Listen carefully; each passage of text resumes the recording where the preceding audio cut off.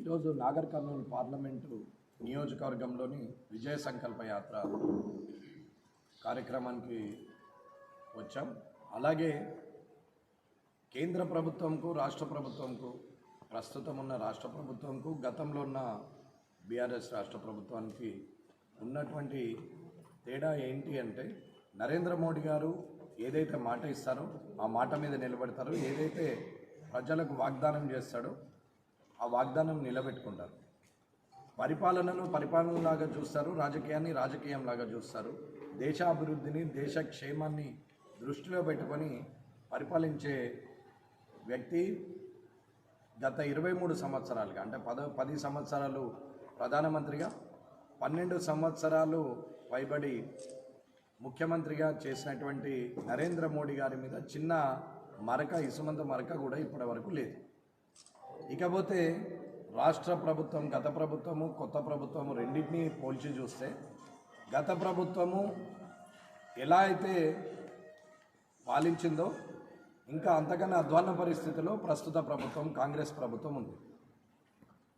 వాళ్ళది కుటుంబ పాలన అని చెప్పి వీళ్ళది కుటుంబ పాలన అని వాళ్ళు చెప్పి ఇద్దరు మాట్లాడి కల్వకుంట్ల ఆస్తులు పెరిగినాయి తప్ప తెలంగాణకు ఒరిగిందేమీ లేదు. తెలంగాణలో 7 లక్షల కోట్ల అప్పు చేసి చిప్పను చేతికిచ్చిపోయినని శ్వేతపత్రం రిలీజ్ చేసినటువంటి ఈ కాంగ్రెస్ ప్రభుత్వం మరి రాబోయే కాలంలో వీరు ప్రజలకిచ్చిన హామీలు నిలబెట్టుకోవాలంటే 1,53,000 కోట్లు కావాలి. మరి చిప్ప చేతిలో ఉంది, రెవెన్యూ లోటు ఉంది, డబ్బులు లేదు, అప్పుల పాలైన ఈ తెలంగాణ రాష్ట్రాన్ని అభివృద్ధి పథంలో ఎట్లా నడిపిస్తారు? అభివృద్ధి అంటే 6 హామీలు నెరవేర్చడమా, లేకపోతే ప్రజలకు సరైన పాలన అందించి స్వాభిమానంతో స్వయం శక్తితోని ప్రజలు తనకు తానుగా బతికేటట్టు చేయడం అనేది ఆలోచించాల్సిన అవసరం ఉంది. పాత ముఖ్యమంత్రిని కొత్త ముఖ్యమంత్రి ఏ రోజుకు ఆ రోజు బదనాం చేయాలా, పాత వాళ్ళు చేసిన తప్పులను ప్రజలకు తెలియజేయాలా అనేది ఆలోచిస్తున్నారు. కానీ కొత్త ముఖ్యమంత్రి గారికి తెలియంది ఏంటి అంటే ప్రజలకు అంతా తెలిసే పాత వాళ్ళను పక్కన పెట్టిరు, మిమ్మల్ని ఎక్కిచ్చిరు అనేది ఒకసారి ఆలోచించాలి. తిరిగి మళ్ళీ అదే దాన్ని తిరిగి సోది చెప్పినట్టు చెప్పాల్సిన అవసరం లేకుండా ప్రజలకు ఏం చేయాలని అనుకుంటున్నావో, ప్రభుత్వం చేయాల్సినటువంటి కార్యక్రమాలు, రానున్న 5 సంవత్సరాల్లో ప్రజల అభివృద్ధికి సంబంధించిన పనులు మీరు ఇచ్చిన హామీలు కాకుండా ఏమేం చేస్తామనేది ఓ శ్వేతపత్రం రిలీజ్ చేయాలా. ఆ శ్వేతపత్రం రిలీజ్ చేయరు. పాత ప్రభుత్వం యొక్క తప్పొప్పులది శ్వేతపత్రం రిలీజ్ చేసుకుంటూ కూర్చుంటున్నారు. ప్రజలకు తెలిసే పాత ప్రభుత్వాన్ని తీసుకెళ్ళి ఫామ్ హౌస్లో కూర్చుండబెట్టారు, ఉన్న ఎమ్మెల్యేలందరినీ ఓడగొట్టారు. ఇవాళ కొత్త ప్రభుత్వం వచ్చి మళ్ళీ పాత ప్రభుత్వం శ్వేతపత్రం రిలీజ్ చేసే బదులు మీరు రేపు చేయబోలే పనులు ఏంటి, ఏం చేస్తాం, ప్రజలకు ఏం చేస్తాం అనే ఒక కమిట్మెంట్ మీద ఉన్న లీడర్లు అయితే మీరు ప్రజల అభిమానంతో గెలిచినామని అనుకుంటే ప్రజలకు చేయాల్సినటువంటి పనుల మీద శ్వేతపత్రం రిలీజ్ చేయండి, మేము ఇది చేస్తామని. అది కాకుండా కాళేశ్వరం తీసుకుపోయి ఇది పలిగిపోయింది ఎన్నిసార్లు చూపిస్తారు? కాళేశ్వరం పలిగిపోయింది అనేది అందరు ప్రజలకు తెలుసు. అది దాని మీద అవినీతి ఎవరు చేస్తున్నారో వాళ్ళ మీద చర్య తీసుకోండి. రెండవది, ఏదైతే ప్రజలకు చేయాల్సినటువంటి కార్యక్రమాలని అవి ఎలా చేస్తామని చూడాలా. కాళేశ్వరాన్ని ఏమైనా సరిదిద్దొచ్చా, ఇప్పుడున్నటువంటి నీటిని స్టోరేజ్ చేయవచ్చా? మరి వచ్చింది ఎండాకాలం రానే వచ్చింది, ఎండలు మొదలైనవి. మరి మేడిగడ్డలో నీరు నింపచ్చా, సుద్దులంలో నీరు నింపచ్చా, అన్నారంలో నీరు నింపచ్చా అంటే నిన్న భద్రాద్రి అటు సైడ్ పోయినప్పుడు, మంచిర్యాల నుంచి భద్రాద్రి పోయినప్పుడు అన్నారం బ్రిడ్జ్ మీద నుంచి పోతే సగం ఎండిపోయింది ఉన్నది. ఇప్పుడు అంటే లీకేజ్ అవుతూనే ఉన్నది, నీళ్లు పోతూనే ఉన్నాయి. మేడిగడ్డ ఎట్లాగూ పలిగిపోయింది. మరి పంపింగ్ అవుతుందా కాదా, ఏంది సమస్య అనేది అయితే చెప్పరు. దాన్ని ఏం చేస్తామనేది చెప్పరు. పలిగిపోయింది అని చూపిస్తారు.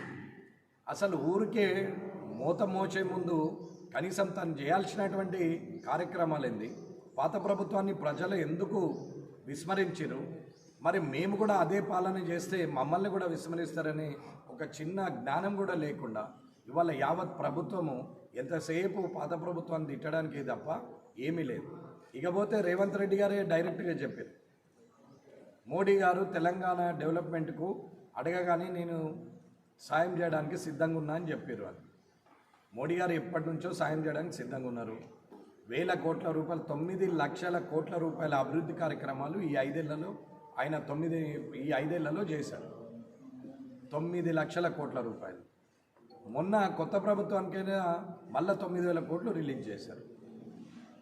కాదు అనేది ఏమీ లేదు. మోడీ గారికి అన్ని రాష్ట్రాలు సమానమే, తెలంగాణలో కూడా సమానమే.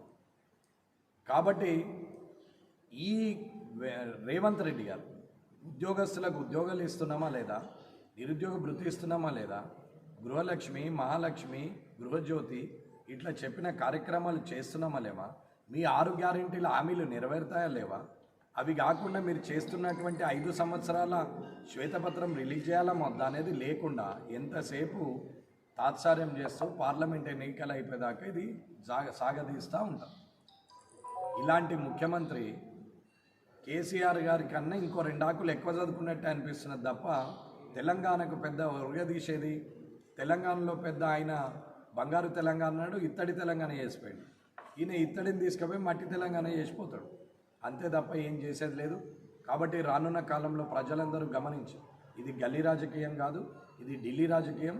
దేశ సౌభాగ్యం కోసం, దేశ రక్షణ కోసం, దేశాభివృద్ధి కోసం పాటుపడుతున్నటువంటి మహోన్నతమైన వ్యక్తి ప్రధానమంత్రి నరేంద్ర మోడీ గారి పక్షాన తెలంగాణ జాతి మొత్తము ఆయన పక్షాన్నే ఉంది అని చెప్పే విధంగా 17కు 17 సీట్లు తెలంగాణ బీజేపీని గెలిపియాలని చెప్పేసి తెలంగాణ ప్రజలకు కోరుకుంటున్నాం.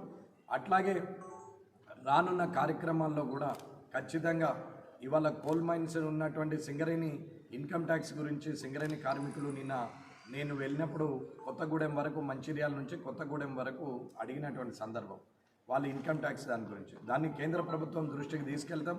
రానున్న కాలంలో వారికి అది కొంచెం ఇబ్బందికరంగా ఉంది అన్నప్పుడు వాళ్ళ సమస్య పరిష్కరించడానికి సిద్ధంగా ఉన్నాం. అది ఇన్కమ్ ట్యాక్స్ రద్దు చేసే పరిస్థితిలో సింగరేణి కార్మికులు వాళ్ళు సగం జీవితం బొగ్గు బావులలోనే ఉంటారు, సగం జీవితము వచ్చి బయట ప్రపంచంలో ఉంటారు. కానీ వారికి చేయాల్సినటువంటి అవసరం ఎంతైనా ఉంది. కాబట్టి భారతీయ జనతా పార్టీ తెలంగాణ శాఖ ఆధ్వర్యంలో కిషన్ రెడ్డి గారి ద్వారా ఖచ్చితంగా ప్రధానమంత్రి గారికి అది విన్నవించి ఆ పని కూడా చేస్తామంటున్నాం. అట్లాగే నాగర్ కర్నూలు, మహబూబ్ నగర్ కంపల్సరీ కూడా ఈసారి భారతీయ జనతా పార్టీ గెలుస్తుంది. మోడీ గారి పక్షాన రేవంత్ రెడ్డి గారి ఆస్థాన విద్వాంసుడు